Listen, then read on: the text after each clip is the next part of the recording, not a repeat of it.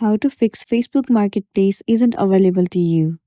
The very first thing you want to do is to head over to your application Facebook. Make sure that you are logged into a specific account.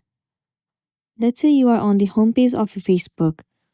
At the bottom in the navigation bar, you can see that the Marketplace option is not available to you. In order to get the option of Marketplace, head over to menu at the bottom right corner and then move into Settings. In here, scroll down and inside Preferences, head over to Tab bar. Click on Customize bar. You can see that the Marketplace option is hidden. In order to bring it back, tap on this little down icon and then click on Pin. And there you go, your Marketplace option is available to you now.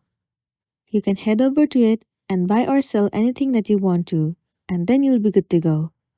If you are still facing this issue, then the next thing you want to make sure that your application Facebook is up to date. If not, you can head over to your App Store and then update it. Once your application is up to date, it will definitely fix the issue that you have been facing, and then you'll be good to go.